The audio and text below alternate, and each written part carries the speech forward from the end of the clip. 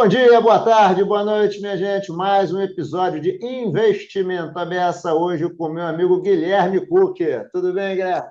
Joia, Edson, Tudo bom estar já? aqui novamente. O Guilherme, Sempre um prazer. a última vez que esteve aqui faz 2 anos, Dois tempo aninhos. demais. É a terceira vez que eu venho. É a A terceira primeira vez. foi virtual, né? A gente em época de Isso, pandemia, pandêmica. pandêmica, para falar de conflito de interesse. A Isso. última vez foi para falar de 175 e E estamos aqui agora, hoje de novo. hoje aqui. Se apresenta rapidinho, só para o pessoal saber, né? Afinal de Bom, contas, você também se andou mudando de pouso. sempre tive meus summer jobs.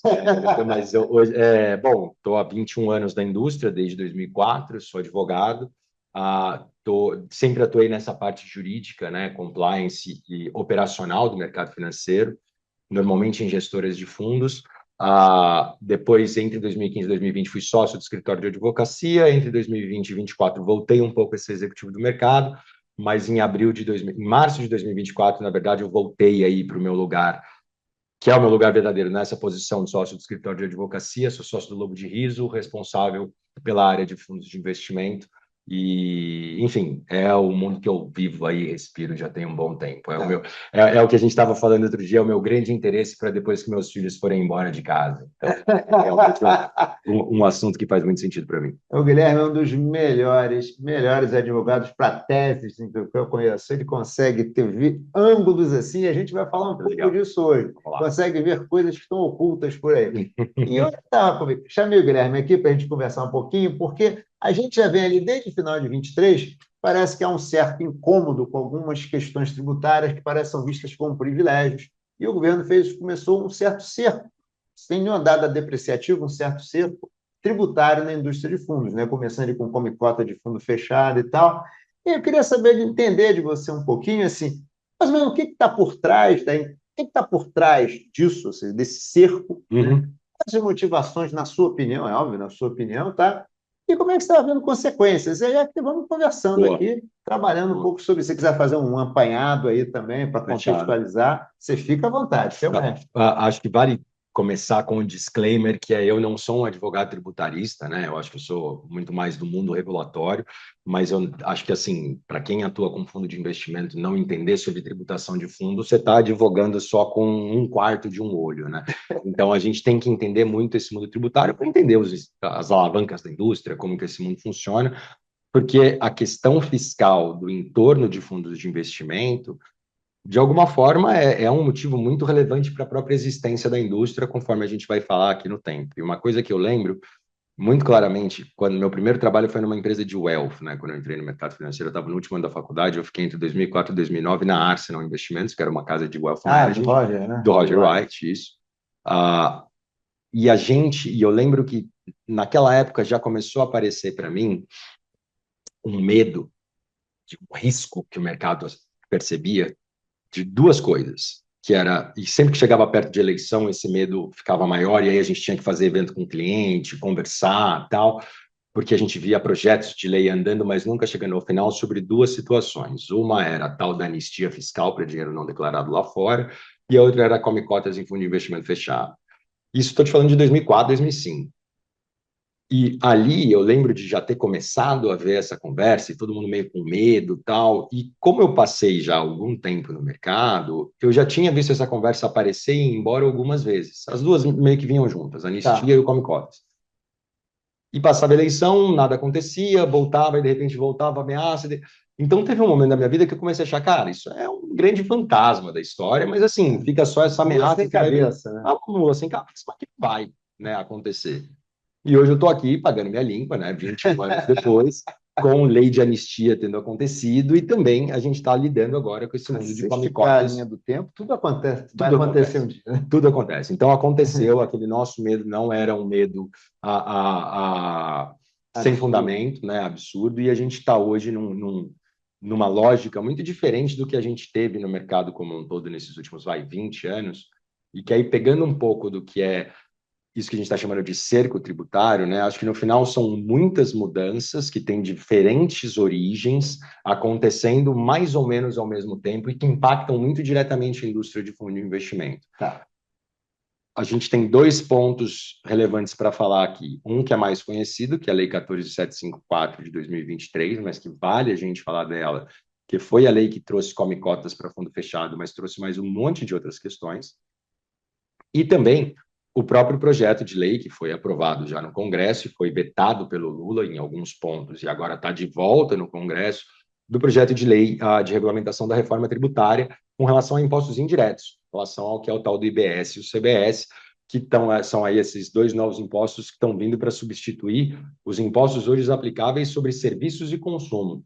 Né? Ele O fato é substitui que o fundo passaria a ser um contribuinte, não é isso? em Tá. alguns lugares ali tem essa chance e para pagar o que vai ser o substituto de três impostos que hoje os fundos não pagam, né? Que é ISS, PiscoFins e ICMS, né? Tá. Porque o ISS quem paga é o prestador de serviço, né? PIS e Administrador, COFINS gestor, sabe? Assim, PIS tá. e COFINS quem paga é uma pessoa jurídica que tem receita e faturamento. ICMS é quem vende mercadoria, né? Então impostos que hoje a gente mesmo já estava falando, né? Não faz nem sentido a gente pensar em fundo de investimento pagando esse negócio, porque não é pessoa jurídica, não presta serviço, não vende bem material, e aí fica muito mais fácil entender o fundo como não sendo devedor desses impostos atuais, ISS, Para ICMS, mim, COFINS, mas que no mundo do IBS, do CBS, que tem uma mudança grande de lógica tributária também nessa reforma, de como a gente entende imposto indireto no Brasil, as coisas não estão mais tão céu de brigadeiro assim, com relação não só ao que a lei está falando expressamente, quanto com relação ao que não está sendo dito. tá. Mas vamos primeiro falar da 14754, depois a gente entra nesse ponto, porque eu acho que tem uma linha comum nessas duas normas que traz a gente para um momento novo na indústria, tanto do ponto de vista de preocupação, quanto também do ponto de vista de oportunidade, de Certo, pensar em ok. coisa nova e de resolver alguns problemas que estão há muito tempo na indústria. Mas pegando então a 14754, a 14754 foi a tal da lei fiscal que trouxe come cotas para fundos fechados Final de 23. no final de 23. Tá. Como você deve se lembrar, a gente estava lidando ali com uma conversa, né, política, e aí aqui sem preferências nenhuma, mas politicamente o que estava sendo falado pelo próprio Ministério da Fazenda era justiça social em fundo de investimento. Né? Era Isso, é um uma negócio dos coisa, super ricos, os né? super ricos nos fundos fechados, não pagam come cotas, e o pessoal que não tem dinheiro para ter fundo exclusivo paga come cotas. Muito por causa daquela linha de que um fundo e aí eu acho que é sempre bom a gente voltar um pouco a fita no seguinte sentido. Antes da 14754, como que era o regime fiscal de fundo de investimento? A gente tem duas naturezas de regime fiscal pensando em imposto de renda, que a gente chamava o regime de renda variável e o regime de renda fixa, pensando só em classificação fiscal, não em Ok, classificação CVM. O regime de renda fixa era aquele que você paga de 22,5 a 15, dependendo do prazo de aplicação, ok. se o fundo for aberto, de condomínio aberto, no regime de renda fixa, paga-se o come cotas, né, que é maio e novembro, 15% sobre o ganho quando a gente está falando de renda fixa a longo prazo, 20% se é renda fixa a curto prazo, mas a gente tinha essa divisão. Então, no campo de renda fixa, ser fechado, desculpa, ser aberto, Certo. paga o come cotas a essas duas alíquotas, dependendo se é longo prazo ou curto prazo. Se o fundo for de condomínio fechado, no regime de renda fixa, ele não paga come cotas. Então, o come cotas ele era aplicável para um tipo de condomínio deste regime de renda fixa. Né? Só que dentro desse regime de renda fixa, a gente não está falando do fundo de investimento financeiro renda fixa. A gente está falando dos multimercados, a gente está falando dos FDICs, a gente está falando do próprio fundo de renda fixa, mas vários outros fundos, e que acho que os mais gritantes aqui do ponto de vista de conceito, de se antecipar em imposto de renda, são renda fixa e o multimercado, que são fundos que admitem volatilidade, né? Desculpa, o FDIC e o multimercado, que são fundos que admitem volatilidade na carteira, pelo menos um pouco maior. Esses fundos, né, como eu estou falando, eles entravam dentro desse regime e se eles fossem de condomínio aberto, eles estariam sujeitos ao pagamento desses come-cotas. Se fosse de condomínio fechado, não estaria sujeito. E um dos pontos deles não estarem sujeitos ao regime de come-cotas é que o come-cotas é um resgate compulsório de cota. Não tem resgate de cota em fundo fechado. Como é que eu vou pagar come-cotas em fundo fechado? O mundo do regime de renda variável nunca teve come-cotas. E ali entra a FIP, e ali entra o fundo de investimento em ações. Esse aí era o que a gente pagava 15% no resgate e só. Né? Então não tinha nenhum imposto aí no meio do caminho, se fosse condomínio aberto ou se fosse condomínio fechado. A gente tem, e aí aqui a gente falou do quê? Do FIA, do FIM, do Fundo de Investimento em Renda Fixa, do FIP, do FDIC. Quem que faltou? Principalmente, né? Fundo de Investimento Imobiliário, e aliás vai dizer, o ETF também entrava em um desses regimes, né? Eu Tá, tinha esquecido do tá bom. ETF, também entra em renda variável ou renda fixa. Mas fora desse regime, a gente tem o fundo de investimento imobiliário, a gente tem o FIAG, a gente tem os fundos isentos, né, que tem aí tratamentos diferentes. Mas a gente tinha essas duas caixinhas muito bem definidas, renda fixa e renda variável. Quando veio a 14754, nesse discurso de justiça social, o que foi falado? Pô, só os super ricos que têm fundos multimercado fechados. Exatamente. Eles, então, o fundo de renda fixa, nunca vão pagar imposto. Ou não é que nunca vão pagar imposto, né? Mas vão diferir o imposto. Sim, mas o discurso... E a solução que foi trazida ali para corrigir essa distorção, se é que é uma distorção, foi pegar o Come Cotas que se aplicava só para condomínio aberto e passar a aplicar ele também em fundos de condomínio fechado, só que num conceito muito mais alargado do que renda variável e renda fixa. O Come Cotas passou a ser aplicável para FIP, que era regime de renda variável. Às vezes até é tipo elite. Assim, começou e aí acho que ali a gente viu muito essa vontade do governo de diferenciar, e aí não só governo, porque é o Congresso que passa essas leis, né? Então, da classe política, a diferenciar o que a gente tem que chamar, num termo bem informal aqui, de fundos de mercado de um lado e fundos patrimoniais de outro. Tá bom. Né? Pensando em fundo de mercado sendo esses fundos que a gente está montando para captar a poupança pública com gestão terceirizada, que está realmente querendo aglutinar recursos de investidores para investir no mercado. E os fundos patrimoniais é quando você está tentando resolver o problema de uma família, de uma empresa, é uma coisa que é muito mais... Fundos de mercado seriam uma entidade de investimento, fazendo um paralelo. Exatamente nesse que é um conceito, inclusive, que a CVM já usava e que foi reforçado na 14754, que é esse conceito de fundos entidades de investimento, sendo os fundos de mercado, e o fundo não entidade, sendo esse fundo que não é de mercado. É o cara que resolve algum problema da minha família. Tá resolvendo. E eu estou aqui com um fundo que é só meu, não é para todo mundo, e aí, eventualmente não, e aí ali, pelo fato dele ser fechado, já que eu posso ter esse fundo fechado, eu não vou pagar come cota. Tá.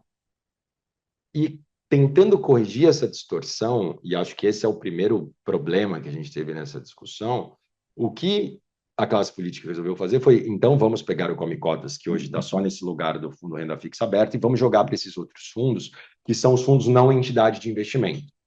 Essa classificação de entidade de investimento não vale para todos, mas vale para vários tipos de fundos hoje, de acordo com a 14754. Aí tem lá uma resolução do CMN que regula o que isso significa, mas sem a gente precisar entrar em detalhe, joga muito para esse lugar de fundos de mercado versus fundos que são destinados para poucas pessoas. E essas poucas pessoas decidem o que está acontecendo na carteira do fundo. A questão da gestão discricionária é muito relevante, né? E aí, normalmente, em fundos que são mais encomendados para uma família ou para uma empresa, o cotista interfere bastante na decisão de investimento, então um dos elementos que segrega o fundo de mercado, entidade de investimento, do fundo patrimonial, dentro desse termo que a gente está utilizando, é você ter um gestor decidindo independentemente do cotista. Né? Discricionariedade mesmo. Discricionariedade mesmo. E aqui sem julgamento de certo e errado. Se realmente esse é o elemento que deveria definir ou não, até porque eu tenho opiniões próprias nesse aspecto. Mas tentando corrigir essa distorção, a gente tem, então, essa definição desse come cota se aplicar para todos esses fundos que não seriam entidades de investimento, mesmo que do regime de renda variável. Só que o ponto todo é que a gente lidou com essa história e com o próprio discurso em que o come cotas era um dado. E o come cotas não deveria ter sido um dado dessa conversa. Porque se a gente estiver querendo falar de justiça social e de uma perspectiva estritamente técnica dessa história, a gente tem que lembrar quando veio o Come Cotas. Quando veio o Come Cotas, ali, acho que 2002, alguma coisa assim, ele veio como uma medida emergencial e temporária. Ele não apareceu como, agora essa é a nova regra de fundo. Naquela linha lá do IPMF, né? Imposto Provisório de Movimentação Financeira. Que tinha CPMF, essa coisa meio provisória ali de resolver. E normalmente para resolver o quê? Um tal de um problema de arrecadação. Quando a gente traz essa discussão para agora, e aí tem um artigo do Gilfrida, eu acho, que ele escreveu no Valor do Marcelo Gilfrida, que foi muito bom, que ele pontuou, vamos sair um pouco da indústria de fundo e vamos olhar para o mercado financeiro em geral. E vamos olhar de todos os investimentos que você, pessoa física, pode fazer, seja você rico ou pobre, qual é o que paga imposto no meio do caminho? Título público, CRI, CRA, ação, debênture, qualquer outro ativo que você invista, você só paga imposto quando liquida. Alguns nem pagam. Alguns nem pagam, esses, inclusive. Mas presumindo os que são tributáveis, você só paga no final. Você só paga quando você recebe dinheiro na sua conta. Quando a gente olha então para o mercado comum, quando você tem o ganho, efetivamente, quando ele está no teu bolso.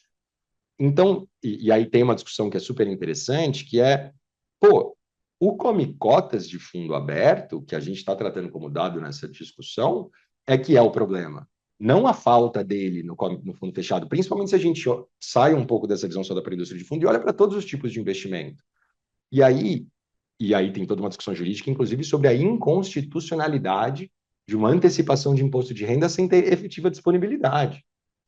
Pô, será que eu podia estar cobrando? E ninguém entra muito com essa ação lá no STF, tal. Tem muita questão política nessa discussão, mas o ponto é, se a gente estivesse numa discussão estritamente técnica, inclusive na perspectiva de justiça social no mundo de fundos de investimento, a medida que, pelo menos para mim, tecnicamente correta, deveria acontecer para tirar essa distorção, é tirar o come-cota de fundo aberto. Não é Parece. estender esse problema para o fundo fechado. Só que esse problema é estendido para o fundo fechado e para os fundos de renda variável por duas questões. Uma é, pelo menos na minha suposição, né?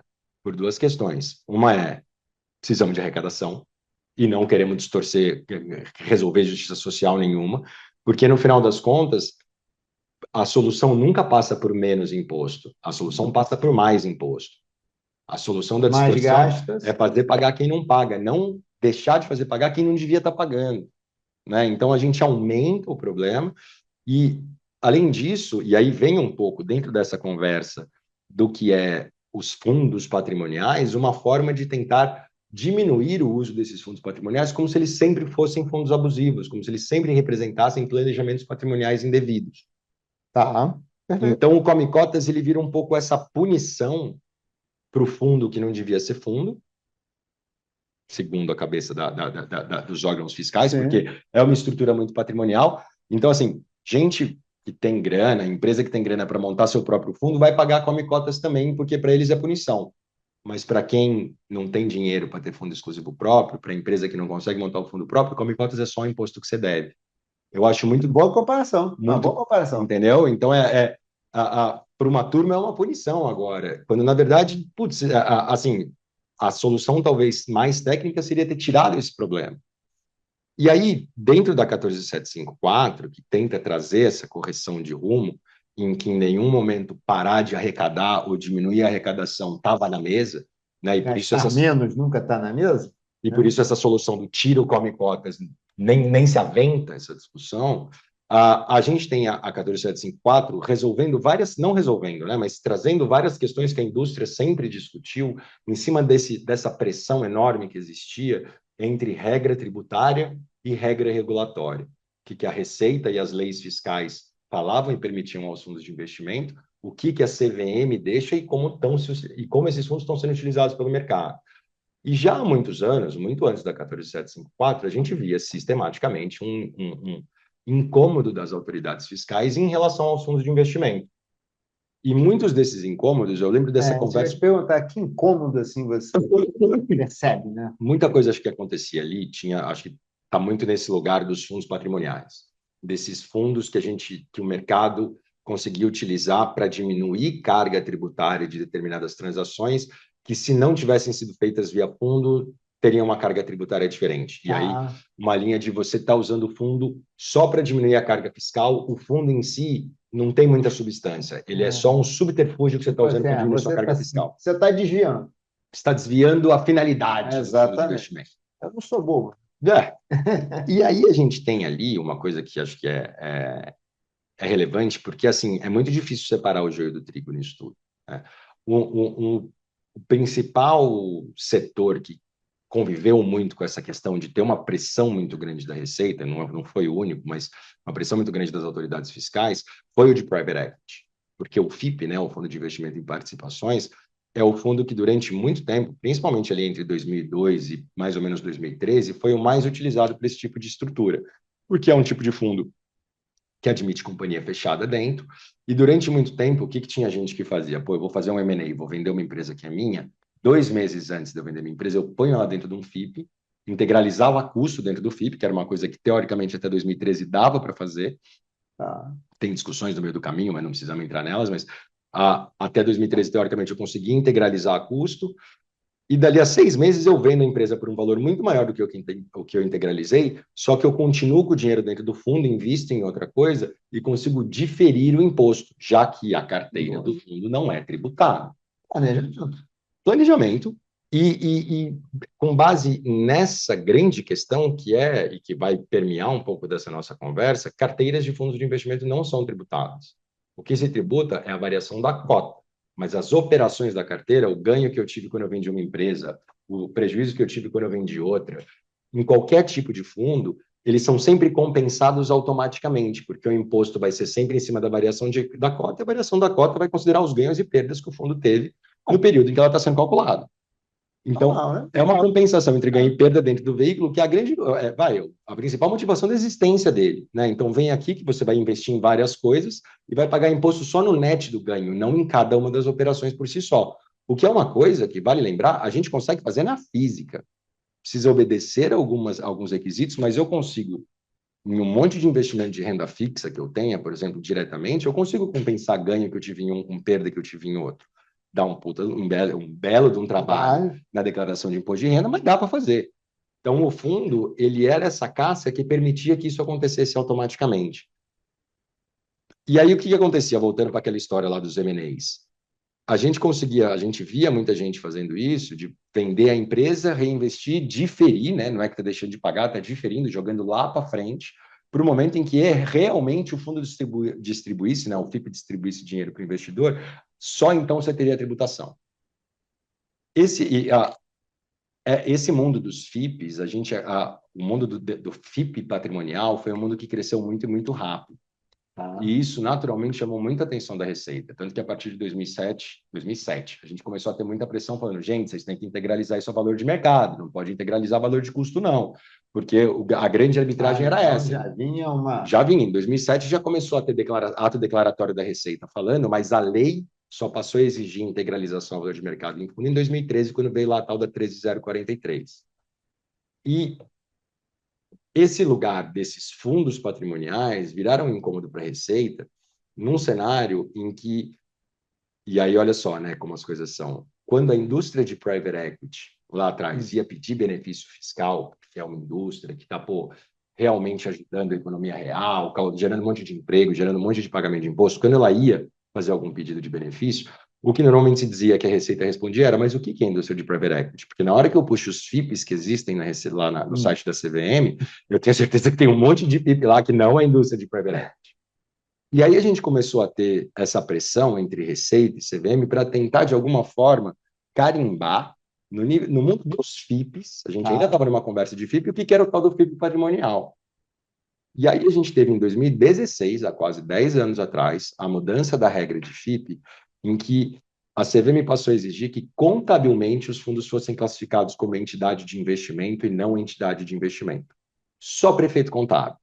Não tinha o único. E aí você classificava, e vou continuar usando essa terminologia mais informal que a gente estava usando, em que o fundo que é entidade de investimento é um fundo de mercado, e o fundo não entidade de investimento é um fundo mais patrimonial, mas para resolver só esse problema desse pequeno grupo. E o ponto ali era, se você fosse classificado como entidade de investimento, o impacto regulatório imediato que você teria é, vou ter que avaliar os meus investimentos a valor justo. Por um outro lado, se eu fosse um fundo não entidade, o impacto regulatório imediato que eu tenho é, vou ter que avaliar por equivalência patrimonial. E, teoricamente, nada mais acontecia. Não tinha uma mudança de regime fiscal. Só que o que tinha ali era um carimbo para que a Receita pudesse, de uma forma mais fácil, entender no meio de todos os fundos quais são os que potencialmente ela teria que verificar. Porque vale dizer, nem todo fundo patrimonial é abusivo. Tem um monte de fundo patrimonial que faz sentido. Tem alguns que realmente fizeram besteira. Mas conseguir pelo menos entender quais são os patrimoniais para ver quais daqueles fizeram besteira ajudava muito no próprio processo de fiscalização da Receita Federal. Isso é para contar só um dos causos em que a autoridade fiscal acabou interferindo na regra regulatória. Porque essa história do Conselho de Entidade de Investimento surgiu lá para resolver essa questão do fundo patrimonial, mas que durante muito tempo, até 2023, só servia como indicador, um flag no fundo, para que, eventualmente, se a Receita Federal quisesse, ela pudesse investigar e verificar se teve abuso de forma ou não. Essa conversa do FIP patrimonial, ela andava meio em paralelo com a outra conversa, que era a conversa do come cotas em fundos fechados, pensando na indústria de wealth. elas não se cruzavam muito. Tanto que... Ou seja, assim, um era um patrimonial que a princípio era visto como um desvio de finalidade, e a outra discussão era, na verdade, um suposto privilégio. Um privilégio de diferimento indevido que quem não tem dinheiro para ter fundo proprietário não consegue. Tá. Exatamente, excelente distinção. Dali para frente, o que começou a acontecer? Teve, acho que, aí eu já não vou lembrar muito dos anos exatos, mas eu acho que em 2016, talvez, a gente teve a primeira tentativa de uma lei começar a trazer impostos diferentes para o FIP patrimonial, que era classificado como não entidade de investimento. Teve uma medida provisória que no final não vingou, eu não lembro exatamente de quando ela era, porque a gente teve algumas, lembra? Mas chegou a discutir esse E o negócio. que aquela medida provisória falava? Aquela caducou, não foi? Caducou. O FIP não entidade vai ser tributado como PJ. Então, ela trazia como consequência fiscal para o FIP não entidade, especificamente o FIP não entidade, uma coisa totalmente diferente, não é come cotas. Ela trouxe para o FIP não entidade tributação de PJ. Só que a lei não passou. Mas ela já mostrava um pouco o quanto existia, do lado da classe política, a vontade de dar um tratamento tributário que quase não fizesse sentido ter um FIP patrimonial. Mas não passou. Então, a gente continuou convivendo do jeito que a gente estava, até chegar, como eu estava falando, a 14754. A 14754, que é no final de 2023, faz uma coisa diferente do que aquela MP fez. E ela fez o quê? Como a gente falou no começo, ela pegou o conceito de entidade de investimento, expandiu, passou a usar o conceito de entidade de investimento também para FDIC, também para ETF. Então, não é só o FIP que está dentro disso, porque uma das outras coisas que entrou ali na lupa da Receita são os FDICs que são utilizados por empresas para antecipação de recebível e que também diminuem carga fiscal. E que, assim, é uma versão de patrimonial empresarial, digamos assim.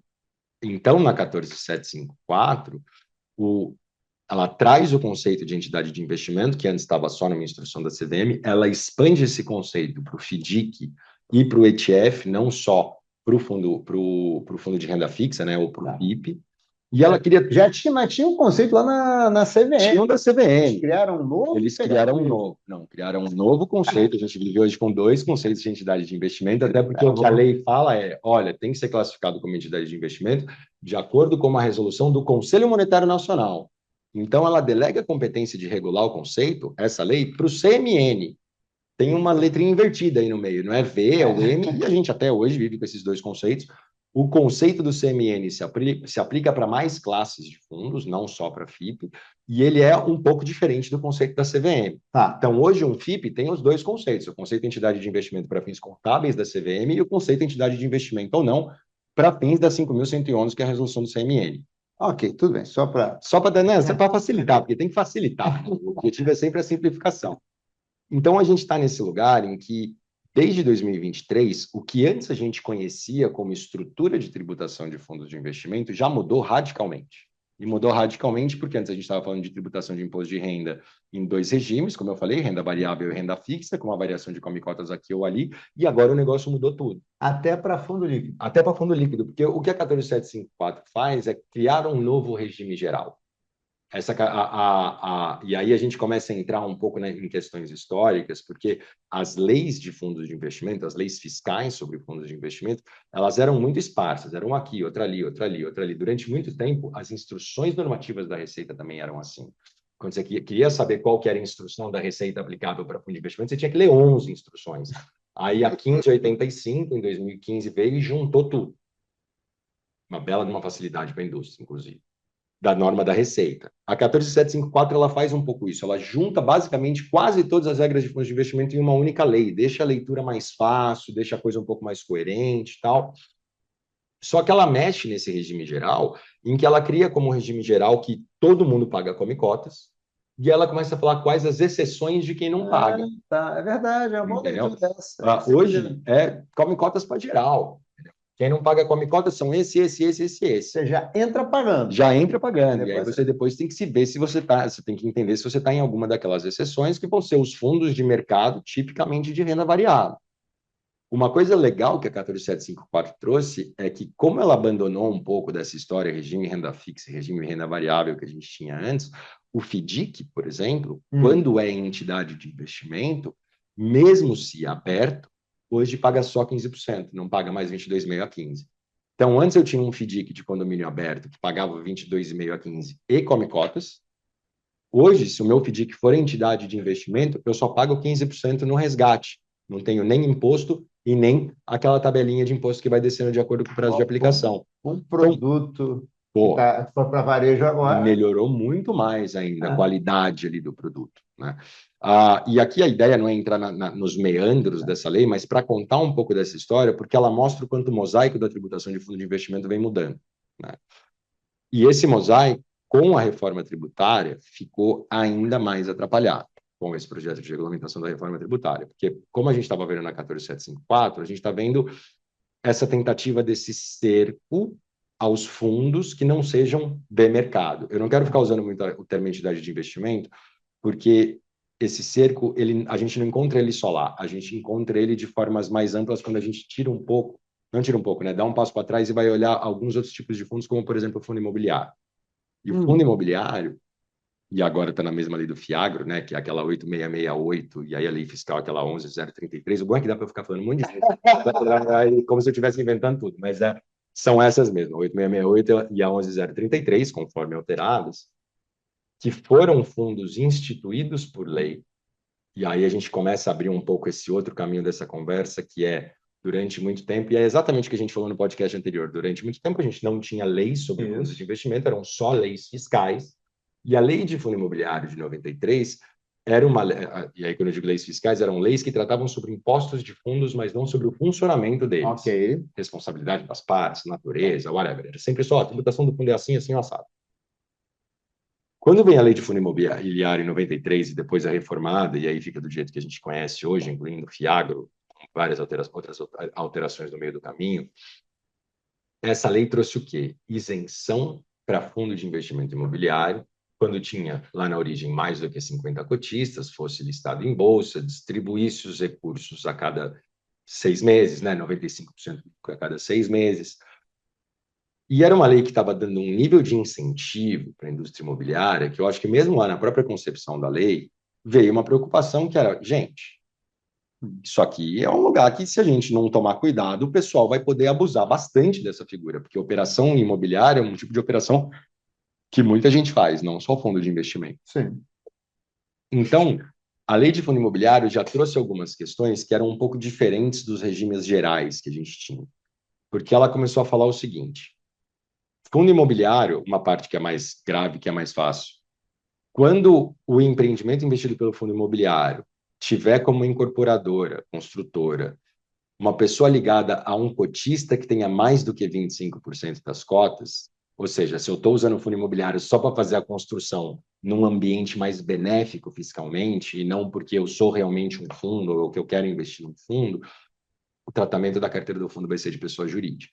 Então a lei já se ligou, pô, se tiver aí uma relação muito forte entre a construtora e o cotista, isso aí é planejamento patrimonial abusivo, é planejamento fiscal abusivo, é evasão fiscal. Então, tributa como PJ, para que o fundo não fosse utilizado dessa forma. Tá. E aí ela traz um outro negocinho, que também está na lei de Fiagro, que é a quebra de um princípio, de uma lei divina, que é onde começa o problema da nossa história quando a gente vai olhar agora para a reforma tributária. Não que elas sejam vinculadas uma a outra ou conectadas do ponto de vista uma causou a outra. Ele consegue fazer. É onde a gente começa a ter uma conversa, que é a conversa do carteira de fundo de investimento pode ser tributado. Isso vem na... E que Você é... sabe que isso aí está desde a Santa Ceia. É até pecado. A carteira de fundo. E é um pouco do ponto para a gente explorar aqui, porque até a lei de fundo imobiliário, o Só para dado fazer um parênteses, é quando começou a discussão, que inclusive você tem uma matéria que você participou no Valor, falando sobre os riscos, não é, mano? Sobre isso mesmo, é né? exatamente por aí. Tem um princípio de, eu até falei isso na matéria, é um princípio divino da indústria de fundo de investimento que as operações da carteira do fundo não vão ser tributadas.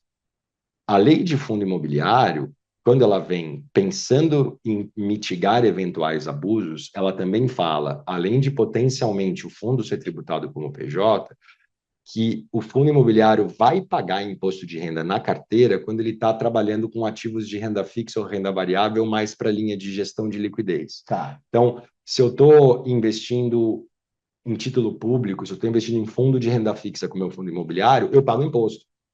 Eu pago o imposto de renda em cima daquele ativo. Mas isso só acontecia no fundo imobiliário com essa tentativa de falar, bom, como o imóvel é uma coisa muito próxima da economia real e dá para usar muito esse fundo aqui para fazer besteira, deixa eu começar a criar aqui alguns mecanismos para defender o uso desse fundo, só para quem realmente quer fazer um fundo de mercado que tenha a captação pública e esteja aqui para incentivar o setor imobiliário.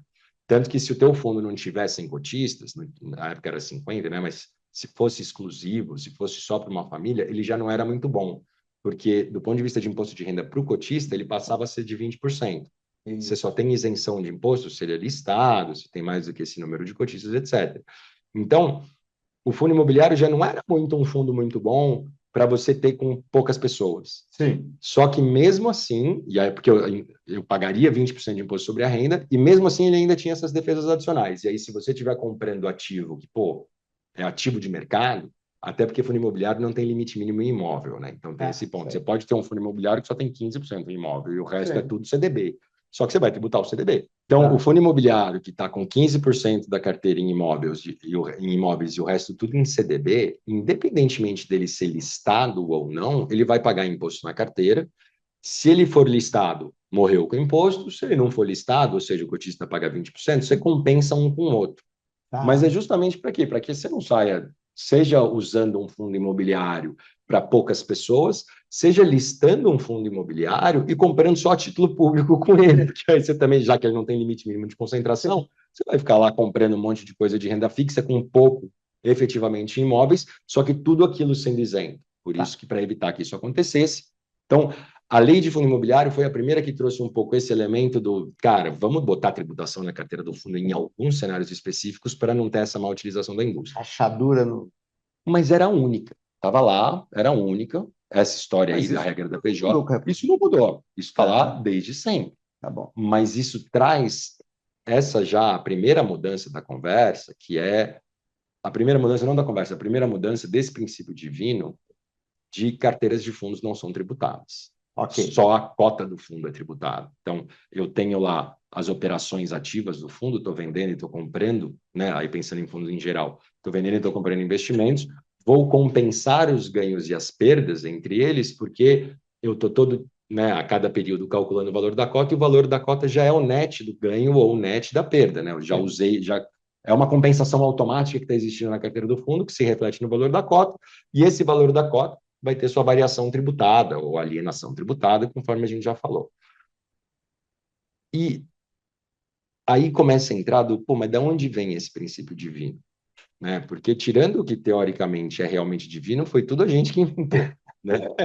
E esse princípio divino vem de leis que a gente inventou, e acho que a primeira que a gente pode usar como exemplo, que é uma lei que não está mais em vigor, é uma lei de 1958, que é a Lei 3.470. Aqui você também tem arqueologia. Arqueologia. Lei 3.470 de 1958, em seu artigo 82, e aí depois o Decreto-Lei 1.338 de 74, no seu artigo 18.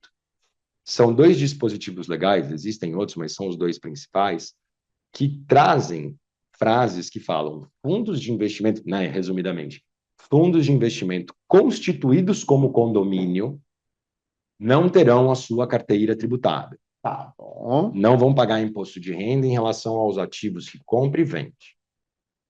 E nessas duas leis, e aí vale dizer, a 3.470 já não está mais em vigor faz tempo, mas esse decreto-lei da lei de 74 ainda está em vigor. Tá? Falando lá, fundos de investimento constituídos como condomínio não vão ter sua carteira tributada. E nesses dois casos, a gente tem a lei vinculando a não tributação da carteira dos fundos à natureza jurídica condominial. Tá. O curioso é, esse princípio divino, ele traz uma série de outras movimentações da indústria que incluem a gente até hoje ter a natureza jurídica de condomínio, por mais que um fundo não seja nem um pouco parecido com um condomínio. Tá. Quando a gente olha para a própria lei, e esse é exatamente o papo do nosso último podcast. É isso que eu estava lembrando aqui, você falou de lei de liberdade econômica. Lei de liberdade econômica. Então, como é que é? O condomínio de natureza Condomínio de natureza especial. E o pessoal que fez a lei, e é muito bom, porque a gente é uma galera que conversa, que explica, né?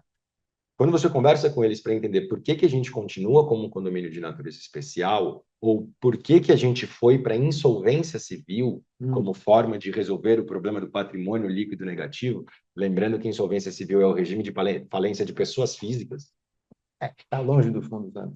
veio muito no sentido de afastar o fundo de qualquer percepção de que fosse uma entidade com personalidade jurídica ou que fosse uma sociedade, e para deixar ele absolutamente vinculado com a figura de condomínio, por mais que, né, vale lembrar, o Código de Civil fala, a Lei de Liberdade Econômica, o investimento é um condomínio de natureza especial, e aí no parágrafo único, nenhuma das regras de condomínio comum que estão aqui nesse Código Civil se aplicam.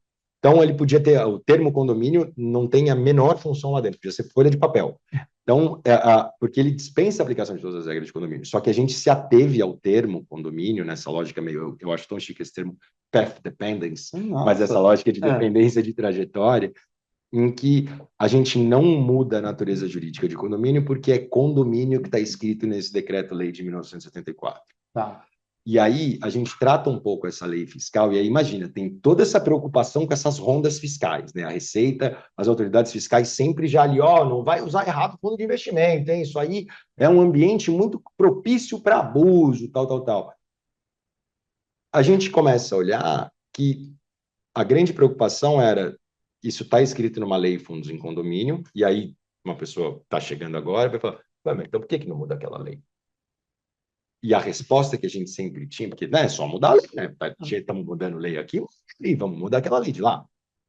E o grande ponto que a indústria tinha medo era, se eu quiser mudar aquela lei de 74 para tirar o condomínio e falar, a carteira dos fundos de investimento constituídos como condomínio não serão tributadas, o medo era, se eu mexer na palavra condomínio, será que não vão querer mexer no resto?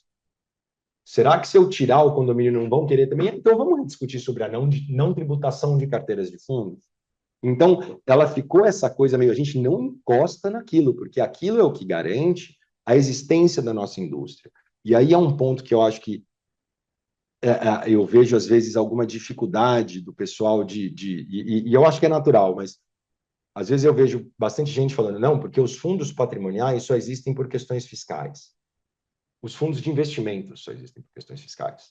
Se carteira de fundo fosse tributada, como regra geral, não tinha indústria de fundo, porque aí ia ter tributação na carteira e ia ter tributação na cota. O nível de complexidade de tributar operação a operação ia fazer, mesmo se eu tivesse um regime fiscal melhor na cota, a administração fiduciária ia custar 1%. Você tem um trabalho A danado. trabalheira louca de ficar pagando imposto e sendo ainda mais responsável tributário, porque a gente ainda tem esse elemento, né? O responsável tributário pelos fundos de investimento é o administrador, que é a parte menos remunerada do negócio. Então, já tem uma má alocação de risco e responsabilidade nisso. Se a gente tivesse uma indústria de carteira não tributada, de carteira de fundo tributada, a pergunta que todo mundo se faria é: então por que eu não faço uma limitada? Por que eu não faço uma empresa? Para que eu vou ter fundo de investimento se eu posso ser a Berkshire? Eu sou uma companhia aberta que está comprando e vendendo ativo diretamente. E aí as pessoas negociam minha ação. Então, eu acho que tem esse lance que é a indústria de fundos só existe pela questão fiscal. Não é só o fundo patrimonial que só existe pela questão fiscal. E aí diferentes níveis, mas na questão fiscal permeia tudo. Ela permeia tudo. Minha esposa é uma ótima tributarista, inclusive, e ela me ensinou uma frase que eu gosto muito, que é a norma fiscal é indutora de comportamento. Quanto mais a norma fiscal é indutora de comportamento, principalmente comportamento negocial, mais significa que o sistema tributário do seu país é ruim. Quanto mais decisão a gente está tomando por causa do imposto que se aplica para o negócio, não porque eu quero fazer o negócio, a rentabilidade do negócio em si, mais mostra quando você está num sistema tributário que atrapalha demais o teu sistema e não está aqui para resolver. A ideia dessa reforma tributária, que é onde a gente vai terminar esse papo, é justamente tirar um pouco dessa complexidade. Ela não consegue, né? Mas a ideia original era tirar um pouco dessa complexidade. E aí, quando a gente começa a olhar para isso de uma forma um pouco mais comportamental e principiológica, a gente começa a ver que esses espaços de abuso existem em vários lugares. Pô, a história de lucro presumido com lucro real. Não é porque a gente tem abuso no mundo de lucro presumido e um monte de empresa que não deveria ser presumido virando presumido, que o pessoal acaba com a história do lucro presumido. Não tem mais lucro presumido. É por isso que, às vezes, você vai montar uma fábrica, você vai montar uma empresa, quer saber? Eu vou montar ela lá em Alphaville, eu vou montar ela lá É, que tem o ISS menor. A gente tem guerra fiscal entre município, guerra fiscal entre estados. Você decide onde você vai estar por causa do imposto. Coloca adjunto social em Perfeito, alguns municípios. perfeito. Então, assim, eu vou fazer isso porque o imposto é melhor, acontece É. na economia nacional, né, que tem um sistema tributário muito complicado. Então, eu sempre achei uma visão muito restrita essa de que os fundos patrimoniais só existem por questões fiscais. Eu acho que é muita coisa, inclusive a nossa própria indústria de fundos só existe por essa questão fiscal. E qual questão fiscal? Carteira de fundo não é tributada. E é essa questão fiscal, carteira de fundo não é tributada, que a gente está mexendo agora. É nesse princípio divino que a gente está mexendo Que agora. é o ponto do fundo pagar IBS, CBS, não sei o quê, que foi Exatamente. até alvo da tua matéria A lá. gente já tinha o primeiro. Sabe, você tem um artigo também falando dessa Tenho um matéria, né? artigo que está para sair num livro que eu escrevi com a minha esposa, inclusive. Então, tá Cara, bom, quando sair, você ó, vê, vai, o vai aqui. relacionamento é acadêmico. Mas e está para sair um livro justamente sobre reforma tributária e a gente olhando para a reforma tributária no mundo de fundo de investimento. Mas não dá para a gente olhar só para o que está acontecendo na reforma sem olhar para essa história toda, Sim, porque lógico. ela é, de alguma forma, uma aceleração dessa conversa que ainda estava muito pequenininha, que é carteira de fundo pode ser tributada. Ela estava pequenininha por quê? Porque a gente estava falando só de fundo imobiliário e fiagro naquelas operações específicas. Isso. Só que a gente também já estava vendo esse outro movimento de não, deixa eu fechar o cerco com fundo patrimonial colocando como cotas, e aí, né, Tá que é bom. imposto de renda, que é o tal do direto, não é imposto indireto. E aí agora a reforma tributária traz mais coisa. E aí, quando a reforma tributária traz mais coisa, o que ela traz é. Hoje a gente está falando de ISS, ICMS, PIS e COFINS, né? Imposto Ok. sobre serviço, circulação de bens e mercadorias. Um é para quem presta serviço, outro é para quem vende mercadoria, e o outro é para quem tem receita de faturamento de pessoas jurídicas, né? E a gente já tinha muito claramente no regime atual de impostos indiretos, fundo de investimento não está dentro disso. O fundo de investimento não paga, o fundo de investimento não presta serviço, o fundo de investimento não e numa própria dinâmica de legislação hoje, em que ISS, PIS, COFINS e ICMS, você tem códigozinho de quem paga, por que que paga, é tudo muito tabeladinho, É, já né? ouvi falar, são Tem centenas, milhares. milhares de códigos e até um lugar, uma coisa que inclusive permite muita arbitragem fiscal. É, Tem aquelas histórias de se eu falar que eu sou bombom ou se eu falar que eu sou chocolate é é, diferente. E aí você vai ver o sorvete do McDonald's é creme de não sei o quê, porque se for sorvete o imposto é outro. É tudo por causa desse negócio. Porque quanto mais a gente regula, quanto mais a gente vai inventando termo, mais você está falando qual que é o termo que não se aplica, é. né? O problema da regulação é esse. Você coloca um limite, você está falando então o que, que tem ao redor dele, né? Então você vai dando clareza você vai dando margens para interpretações. Então o nosso regime atual, que é um regime horrível e que precisava mesmo ser mudado, ele tem essa vantagem e desvantagem de ser muito objetivo, o que deixava claramente a indústria de fundos fora dele. Tá. Agora, Agora, o IBS e o CBS, que vem com essa lógica de simplificação, vem com toda uma nova dinâmica de como você entende o imposto e quem que paga, ele tira um pouco essas amarras. Ele vira uma coisa mais substancial, ele vai para uma lógica mais do que está acontecendo e não quem está fazendo ou qual que é seu KNAI. E nesse processo, o fundo de investimento meio que sobrou. E o que eu estou querendo dizer com isso? Pô, a gente está olhando para um fundo que nunca foi um issue, discutir ISS, blá, blá, blá, blá. Mas nesse novo mundo, por exemplo, uma das coisas que vai acontecer é que o IBS e o CBS, que tem um pouco esse conceito de IVA, a tentativa dele é tentar deixar ele fora do preço. Porque tá hoje bom. a gente entende imposto como custo e repassa, né? Mas Hum, todo empresário olha para imposto e fala: esse é meu custo, junto com o meu custo de mão de obra, meu custo de não sei o quê, então meu custo total é esse, então meu preço agora é esse. Quando você tem um IVA, né, que é o conceito por trás que é o imposto sobre o valor agregado, a tentativa, não necessariamente o resultado, é que você consiga fazer suas contas com o imposto fora. Porque aí você vai fazer, teoricamente, todo mundo que está na sua cadeia de fornecimento paga o mesmo imposto, então está todo mundo deixando o imposto de fora. A gente está fazendo as nossas contas de custo de acordo com a nossa atividade empresarial, e aí eu vendo para você, que revende para não sei o que, quem revende para não sei o que na cadeia, e a gente vai compensando o imposto que cada um paga. Tem um tá. sistema de compensação de créditos e débitos de IBS e de CBS que é muito vantajoso. Por quê? Porque aí no final, só, isso pensando conceitualmente, só o consumidor final que vai pagar isso. Você não tem um monte de gente pagando imposto sobre imposto, como acontece hoje com o ICMS. Você paga várias vezes, você paga imposto em cima de uma receita que está considerando imposto que você já pagou. É uma loucura. Então, você tenta deixar o imposto, né, o IBS e o CBS, como essa coisa a parte do preço, ela vai caminhando até chegar no consumidor final, que é quem realmente paga. E todo mundo que está no meio do caminho vai compensando entre si, repassando imposto, compensando, e aí toda uma mecânica complexa de créditos e débitos fiscais. E aí, o que acontece? Vamos olhar de novo para os fundos de investimento nesse contexto. Veio uma emenda constitucional, que foi o primeiro passo da reforma tributária, que aí muda a Constituição e começa a falar porque não sei o quê, porque agora a gente vem para esse novo modelo. E a emenda constitucional não fala de fundo de investimento. Tá. Não tem nenhuma exceção. Não tem nenhuma exceção, não na emenda constitucional.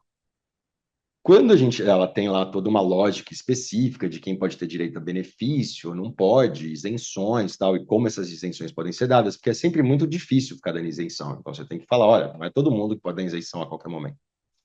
E aí vem o projeto de lei que foi aprovado no Congresso e foi para o veto, para a sanção presidencial e teve vetos justamente na parte de fundo de investimento.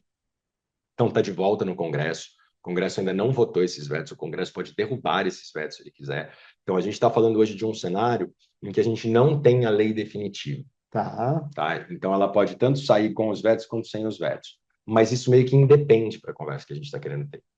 Por quê? Porque o que essa lei está falando? O projeto de lei que regulamenta. Como regra geral, ela excetua os fundos de investimento como contribuintes de IBS e de CBS. O que, teoricamente, a gente tem hoje em ISS, PIS/COFINS e ICMS, teoricamente está lá, ó, em regra não paga. O investimento não é contribuinte. Mas, e aí começam a aparecer alguns mas. O mas que tinha vindo, que tinha sido aprovado no Congresso, em que são os cenários em que os fundos têm sim que pagar IBS e CBS, e aí de forma bem objetiva, esse fundo paga nesse caso, esse fundo paga naquele caso, são justamente os artigos que foram vetados pelo Lula, tá? pelo presidente. Mas o que eles falaram? Em regra, não paga. Fundo imobiliário, se quiser, pode pagar, pode ser contribuinte do IBS e do CBS. E os FDICs que atuarem com antecipação de recebíveis, que forem classificados como não entidades de investimento, ou seja, o FDIC empresarial patrimonial, vão pagar, vão ser contribuintes do IBS e CBS. Então, basicamente, e não só os FDICs, também os fundos de investimento imobiliários que não sejam listados. Pensando aqui. Exatamente. Então, o fundo de investimento imobiliário também caiu ali, como sendo os obrigatoriamente serão contribuintes. Então, o projeto de lei já trazia, agora, esses fundos que agora estão sujeitos a come-cotas também, porque eles não são entidades de investimento nem fundos de mercado, também vão ser contribuintes de IBS e de CBS.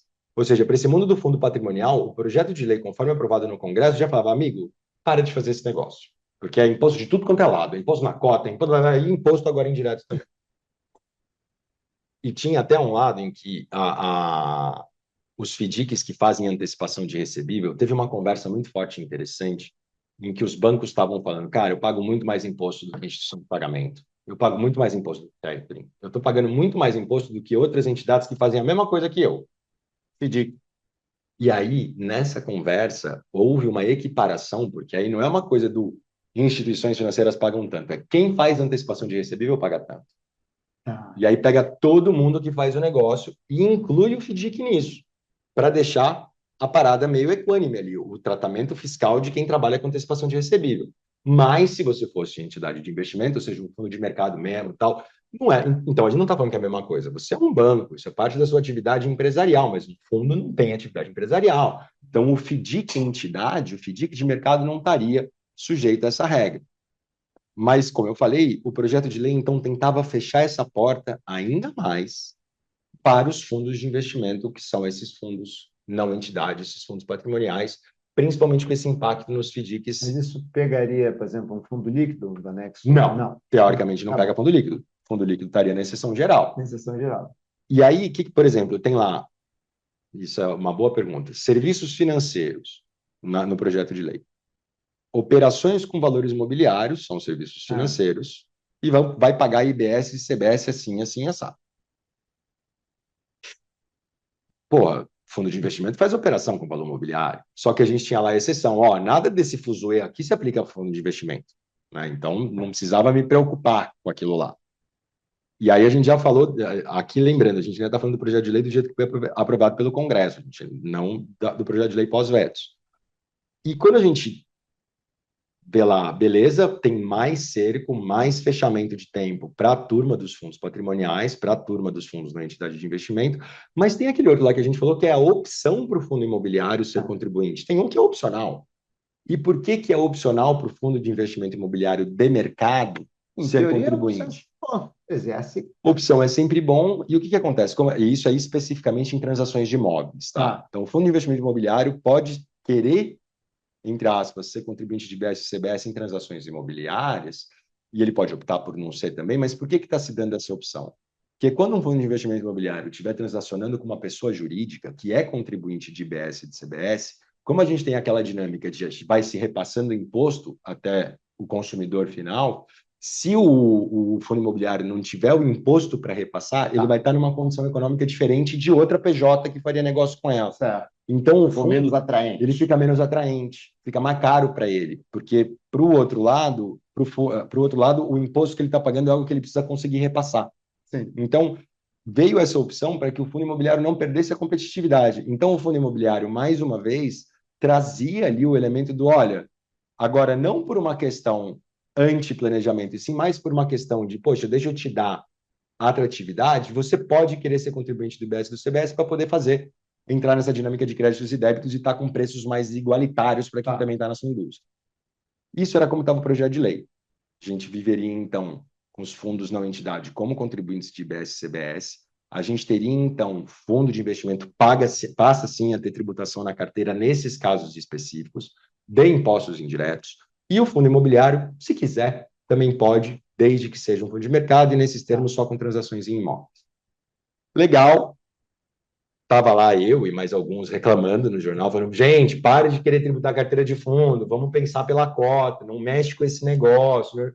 Mas não fomos ouvidos, né? Então, saiu desse jeito, depois de muita discussão. E assim, vale dizer, o Daniel Loria, o API, o Eurico Sante, que é um cara que também lá do Recife, que estava muito próximo da confecção da reforma tributária, minha própria esposa também participou muito disso.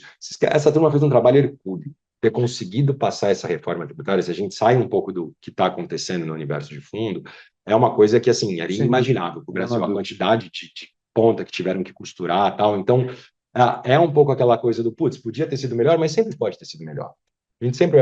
Então, assim, foi a reforma que deu para fazer, já tirou a gente de um cenário muito ruim como país, melhorou, continua cheio de buraco, mas já está melhor e vai ficar melhor com o tempo.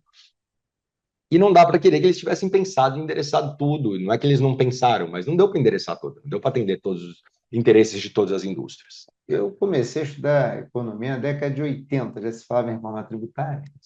Então... E era uma coisa que muita gente tinha alguma... Porque você sabe que no processo político desse negócio, um monte de coisa do que a ideia original vai mudar. O que aconteceu aqui? Mas, especificamente para esse mundo de fundo de investimento, a gente já estava um pouco, gente, não vem querer tributar carteira de fundo, pelo amor de Deus, não aumenta o problema que a gente já tem. Porque toda a nossa discussão sempre teve a ver com impostos diretos, só com imposto de renda, a gente não tinha que se preocupar com indireto. Aí agora entra o indireto, é aquela... Eu sempre brinco, às vezes, aquela história de quando você estava jogando basquete, não sei se você já jogou basquete quando era criança, eu jogava de vez em quando, eu sou alto, mas eu sempre fui péssimo no basquete, né? Sempre foi muito frustrante para as pessoas, vamos escolher lá o Guilherme, que ele é grande, eu ia lá jogar pior que os caras pequenos. Era gordo de baixo, não criava Mas às vezes você está jogando basquete, você está indo correndo e de repente você não vê, você toma uma bolada de basquete na cara e a bolada de basquete é muito dolorosa, né? Essa bolada de basquete na cara que vem sem nem se perceber que você ia tomar, arde muito, te tira muito do caminho. E para mim essa é uma dessas, sabe? De repente a gente estava indo e pá, olha aqui, ó. Tava achando que o teu problema era imposto de renda, olha a gente aqui com imposto indireto, entendeu? E bum, toma essa bolada. O projeto de lei já reduzia ela do jeito que estava, tentando então excluir os fundos de mercado desse novo momento em que o fundo de investimento, que já é esse bicho meio estranho, passa a ter a carteira tributada em algumas situações. E aí vai para a sanção presidencial. E o presidente fala: tudo que está falando aqui de fundo de investimento, exceto onde a gente está obrigando a tributar, está vetado. principalmente onde se falava fundo de investimento não é contribuinte de CBS. E o ponto do veto é técnico. No mesmo dia, o Ministério da Fazenda soltou uma nota falando: gente, a gente não tem intenção nenhuma de tributar a carteira de fundo de investimento com IBS e CBS. Só que do jeito que a emenda constitucional está escrita e do jeito que o projeto de lei está escrito, não é constitucional essa concessão de benefício fiscal, porque é como se a lei estivesse falando: os fundos têm um benefício e o governo está falando a emenda constitucional não permite o projeto de lei dar o benefício para fundo. O benefício para fundo tinha que ter sido dado na emenda constitucional. Então, teoricamente, tinha que estar escrito na emenda constitucional sobre fundo de investimento, não no projeto de lei, para que isso tivesse continuidade. Então, o veto vem numa linha de a gente não quer que tenha insegurança jurídica nisso e alguém levante a mão, esse alguém seria a Receita Federal, não o contribuinte, falando: ó, nem vem com essa história de falar que fundo de investimento está excetuado, não, isso é inconstitucional, vou em cima de fundo de investimento. Então, tem uma boa intenção em cima do veto, no aspecto de que realmente tem um problema técnico, isso tinha que estar sendo um pouco mais endereçado na emenda constitucional de forma mais expressa, porque se a gente vai para esse regime de tributação que tem a ver com a atividade, não com o ente, vai ficar muito difícil falar o que é fundo e o que não é. Ainda mais em fundo que faz um monte de coisa que empresas fazem do ponto de vista de uma visão um pouco mais crua do que é a transação que ele faz. Ridículo, imobiliário, como a gente está falando. Só que uma empresa, uma PJ, investe o caixa dela no mercado financeiro também, e ela paga um imposto indireto ali também. Então, só que assim, uma coisa é atividade empresarial, outra coisa é fundo. São bichos muito diferentes, intenções muito diferentes, participações muito diferentes, agentes muito diferentes. Então entrou nessa conversa que o projeto de lei estava dando um benefício para a indústria, e aí é onde eu acho que a coisa fica mais complicada, porque carteira de fundo não ser tributada não é um benefício para a indústria, um benefício fiscal na linha de isenções que são dadas como subsídios. Eu também não tenho essa visão. Sabe? Tipo, não, pô. Até porque, assim, se o governo quisesse incentivar o crescimento da indústria de fundos de investimento, ele tem que incentivar o crescimento dos prestadores de serviço, não da indústria em si. Sim. Então, tinha que diminuir o ISS, diminuir o imposto de renda de quem monta o fundo, diminuir o imposto de renda de quem investe no fundo. Tem incentivo para que o cara queira. Né? Exato. O benefício fiscal da carteira do fundo não ser tributado é uma regra para viabilizar a existência do fundo e não para incentivar que ele cresça. É muito diferente o motivo pelo qual essa isenção está sendo dada. Né? Então, só que como é um papo muito técnico, ele acaba se misturando um pouco. E aí, nesse lugar em que os fundos não, né, em que a tributação de indiretos agora ela olha para a atividade e a emenda constitucional não fala do projeto de lei, a gente começa a olhar, e aí entra uma opinião muito pessoal minha, que é, independentemente do veto passar ou do veto não passar, a gente está aqui por causa dessa natureza jurídica maluca que a gente tem. Justamente pelo fato de que o fundo de investimento é esse ente todo misturado, tem um pedacinho de condomínio, um pedacinho de sociedade, um pedacinho de pessoa física. Eu falei num congresso de tributação de fundo ano passado, antes, nem estava ainda nesse projeto de lei, mas estava nessa discussão já, em que eu falei: ou a gente assume a indústria de fundo ou a gente não assume. E assumir que a gente tem uma indústria de fundo de investimento sem medo da receita, envolve a gente pegar e fazer uma descrição e uma discussão legislativa sobre o que é um fundo de investimento, para que ele tenha uma roupagem jurídica própria, reconhecida e não emprestada, e que seja um ente que tenha muito mais vigor para chegar numa discussão como essa, e na emenda constitucional já fala: não, o fundo de investimento não entra nisso aqui porque é uma outra coisa. Já teve uma discussão, a sua amadureceu, espalhou. E não essa coisa em que a gente fica se colocando como condomínio para evitar aquela regra de 1970, entendeu? Então, porque ele tem essa natureza muito disforme, e essa natureza disforme faz com que a gente chegue nesse lugar que a gente está hoje, em que cada fundo começa a ter um tratamento específico, porque um vem de uma lei assim, outro vem de uma lei assado, e que cada fundo, dependendo da operação que faz, vai poder ter indireto ou não vai ter indireto. E aí, assim, na hora que você entra nesse nível de what ifs, o nível de insegurança jurídica não fala. E é um nível de insegurança jurídica que vai lá para cima, que ainda é aumentado, não em segurança, né, mas as margens de manobra, pelo fato de que quem vai decidir isso é o administrador do fundo. Coitado do administrador do fundo com esse negócio, cara. Porque aí você vai estar lá numa decisão em que você é o administrador do fundo, você é o responsável fiscal, e a 175 melhorou a vida do administrador absurdamente do ponto de vista da responsabilidade regulatória. Agora, no lado fiscal, continua igual. É o administrador que responde pelas obrigações fiscais do fundo. E aí é o que a gente já falou. O administrador, quando acerta numa interpretação fiscal, quem se dá bem é o cotista. Quando ele erra e ele deixa de pagar o imposto que devia ter pago, normalmente ele paga multa.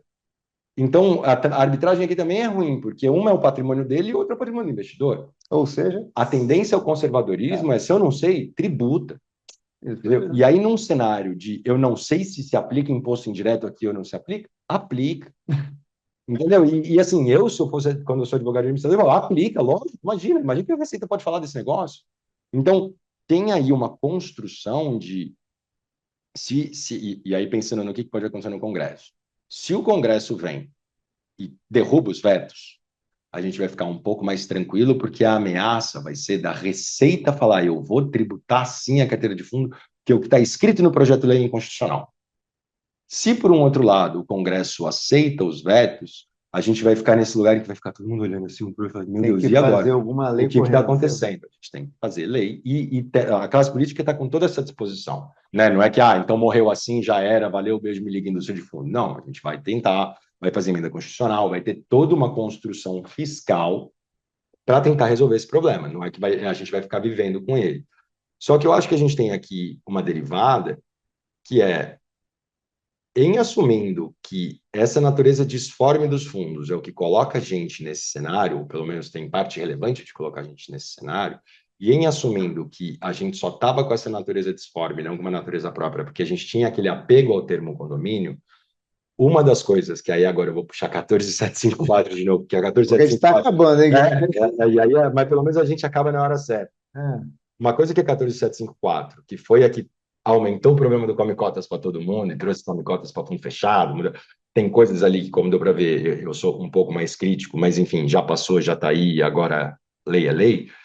Uma coisa que ela traz num artigo está escrito lá, as carteiras de fundos não serão tributadas pelo imposto de renda. Uma lei. Na lei, sem falar fundos como condomínio. Então, hoje eu tenho um decreto-lei de 74 falando fundos em condomínio não tem a carteira tributada, mas hoje a gente tem uma lei de 2023 que fala fundos de investimento não têm a carteira tributada sem o vínculo ao termo condomínio.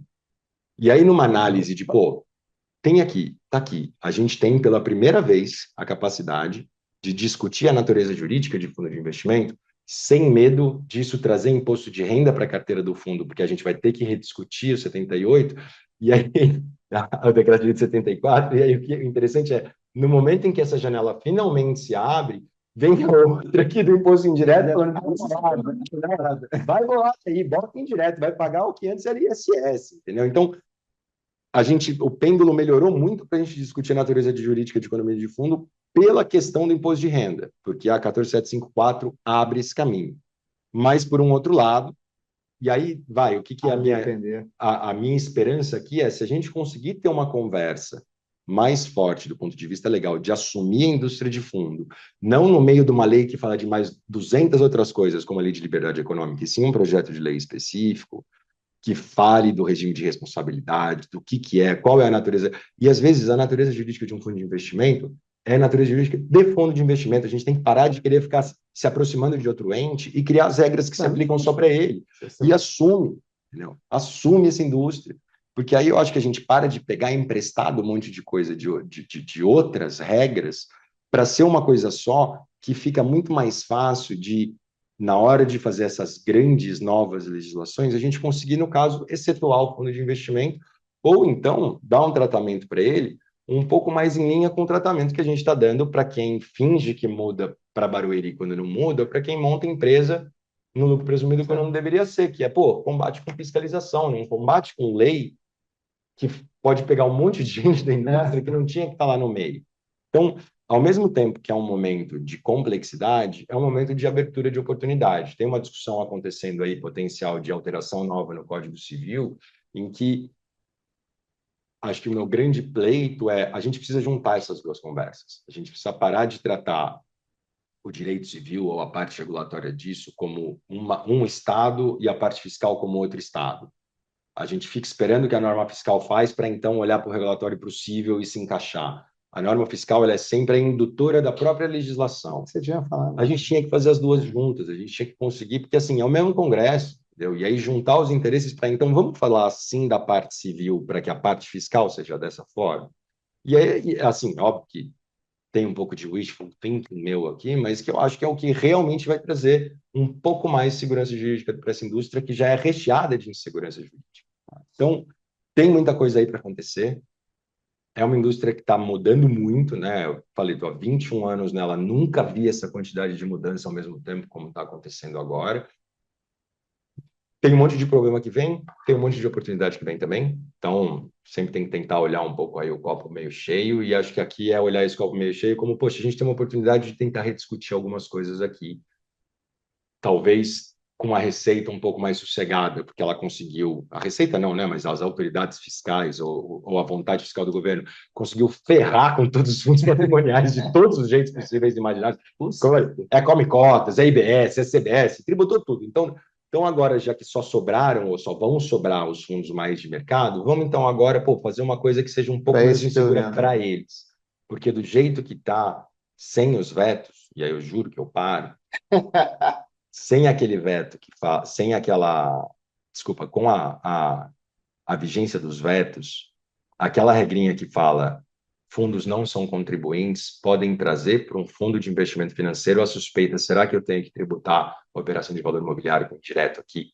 Porque a gente não tem exceção específica. Então, óbvio que é uma conversa muito mais de riscos de autoridades questionando isso, mas, putz, a gente não precisava de mais desse barulho na indústria. Barulho demais. Guilherme, estão abrindo outro capítulo. Mais uma aba, tá aberta. Eu acho que não, super completo. Não, sinceramente, eu acho que tem que marcar mais um outro papo, porque tem uma vez a cada 2 anos a gente faz uma. Guilherme, acho que tem alguma coisa que a gente não tenha falado? Você acha que tem, não ter deixado? Acho que não, acho que nesse aspecto aí dessa interação entre sempre dava para ter falado muito mais, mas não. A interação entre o mundo fiscal e o mundo de fundos, eu acho que isso que é a mensagem é essa, sabe? Muita gente olhar para como essas coisas sempre foram muito mais emaranhadas do que dependentes uma da outra, e a gente tem que tratar elas de forma mais consolidada, né? Certo. E obrigado mais uma vez. Eu agradeço, Guilherme. Sempre Você foi ótima, meu amigo. Maravilhosa. Obrigado. Até mais, turma. Eu falo, ele faz umas ligações. Ótimo. Gente, tchau, tchau. Grande abraço a todos. Mais um episódio com o Guilherme Cook hoje. Abração. Tchau, tchau. Feliz 2025. Feliz 2025. Boa.